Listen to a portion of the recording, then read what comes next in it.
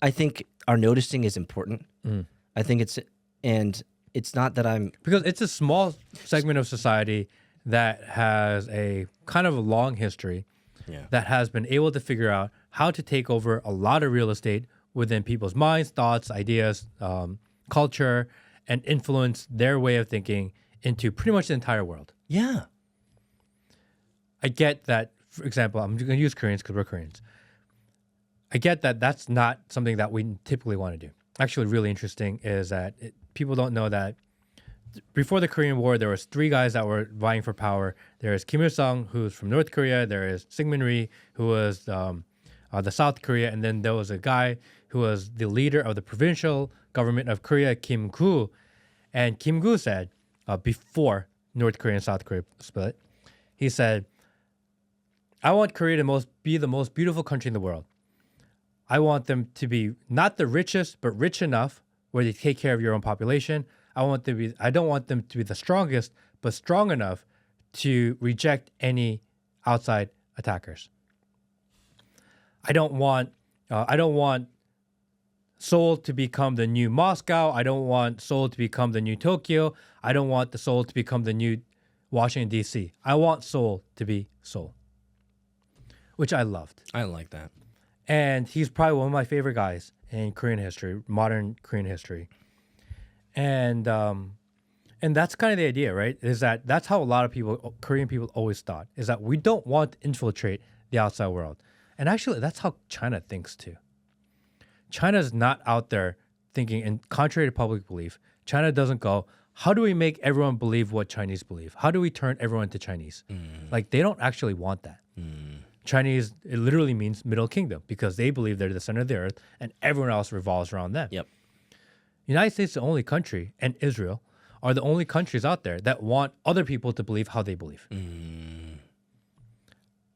If you want to be successful, like the United States, if you want to be successful, like Israel, do you have to take that social, cultural, imperialistic view?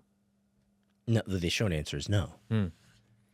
Right. And I would go back to my statements earlier that some species of human love war. Japanese love war. That species of human has changed their ways. Right.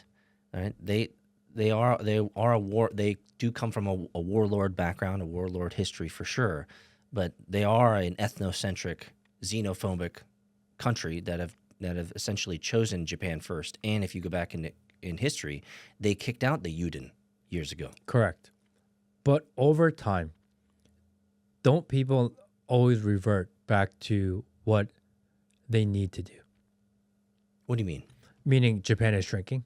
Oh, yeah. It's going underwater. Yeah. That's a fact. Yeah. They are losing land mass. Yep.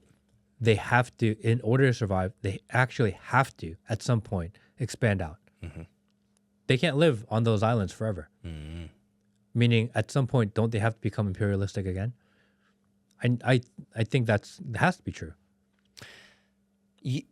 I think in today's world, Maybe in this generation they don't, but in a future generation, it's just a matter of time. They have to leave that place. I think they're going to have to come. I mean, you can be 100 years, 200 years, 300, 500 years. Eventually, they're coming for you. So, people still look at America as an imperialist nation, and you wouldn't be wrong in theme because we still have 300, 400 embassies, thousands of embassies all over the world, or whatever the number is, right? We are the world police, but at the same time, we're not exporting Americans to other countries to proselytize our imperialism, right? Most countries, when they see American tourists, they're like, ugh, these fat people, like, they were terrible with their iPhones everywhere and just not respecting their culture is usually how it looks. But, like, there are some species of humans where they do that. They infiltrate. They put their species into sectors and areas of industry and markets and influence to influence. Like, Koreans don't do this. Right? Koreans don't have a history of sabotage. Koreans don't have a history of spying. Koreans don't have a history of stealing nuclear codes from their host nation, right? But there is a pattern of a particular species of humans who are constantly caught with their hand in the cookie jar of other countries.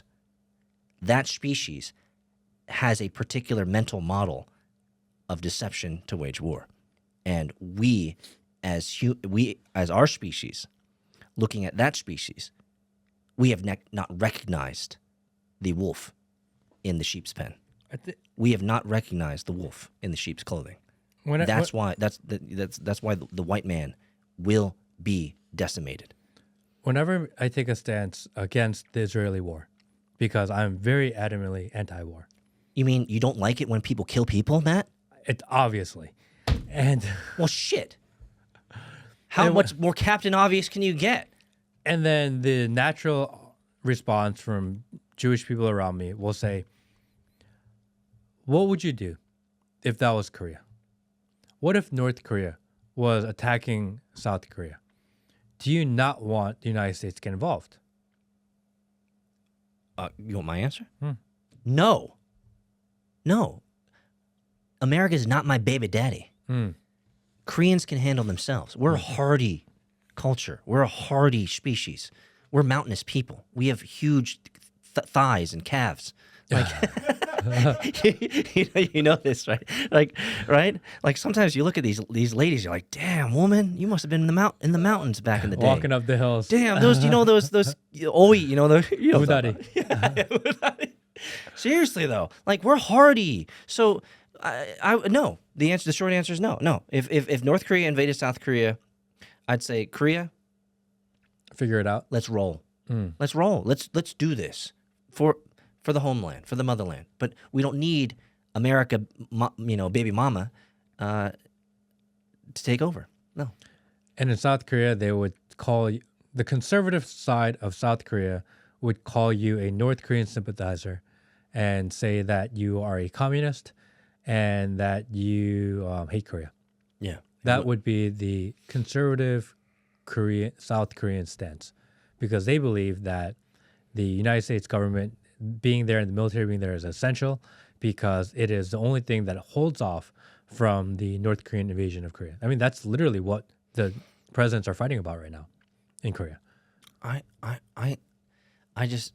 see that as a political advertisement, right? And to equate a North to South Korea invasion analog to what's happening in Palestine, apples and oranges, right? North Korea isn't currently acting genocide on South Koreans. North Koreans are not starving and carpet bombing children and women in South Korea. There's a difference.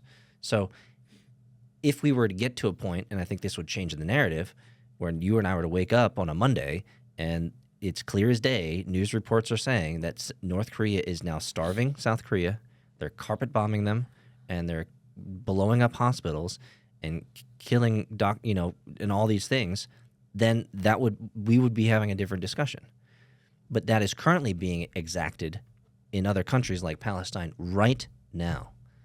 And so the question is, do I want my money to be spent on behalf of genociding another people group? The answer is no. The answer is no.